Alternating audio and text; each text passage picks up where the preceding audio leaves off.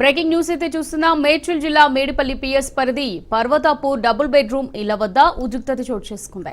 అసలైన లబ్ధిదారులు కాకుండా ఇతరులు వచ్చి తమ ఇళ్లలో ఉంటున్నారని ఇంటి పట్టాలున్న లబ్ధిదారులు ఆగ్రహం వ్యక్తం చేశారు.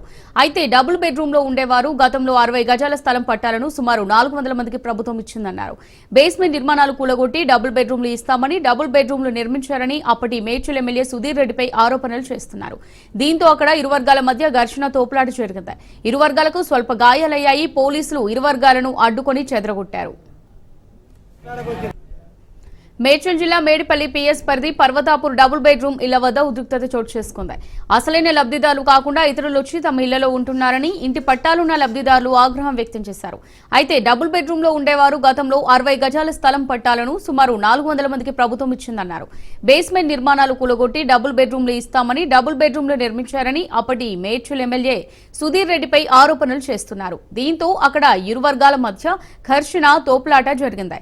ఇరు వర్గాలకు స్వల్ప గాయాలయ్యాయి. పోలీసులు ఇరు వర్గాలను అడ్డుకొని చెదరగొట్టారు.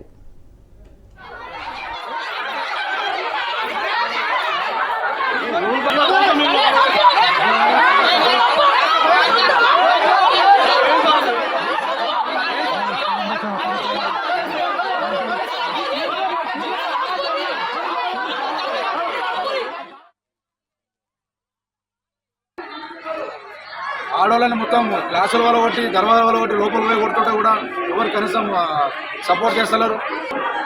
ఇది పర్వతపూర్ ప్రజలకు కేటాయించిన భూమి. ఇది 38 ఎకరాల సీలింగ్ ల్యాండ్ ఉండాను. ఇక్కడ మొత్తం కబ్జా చేస్తే 10 ఎకరాలు మిగిలింది.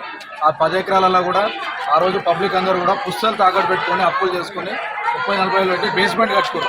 60-60 గజాలు కేటాయించారు మన ఊరు సర్పంచులు అందరూ కూడా. దాని ఉద్దేశం పెట్టుకుని ఈ మాజీ ఎమ్మెల్యే సుధీర్ రెడ్డి అప్పుడు 10 ఎమ్మెల్యే ఉండే వచ్చేసి జేసీబీలు పెట్టి కొట్టేసి అక్కడ పక్కకు అంత పెద్ద డంపింగ్ యార్డ్ పెట్టింది. ఆ డంపింగ్ యార్డ్ పెట్టినాక ఈ మిగతా ప్లేస్ డబుల్ బెడ్రూమ్ కట్టినారు. ఆ రోజు కొట్లాడలా మాట ఇచ్చిండు ఆయన.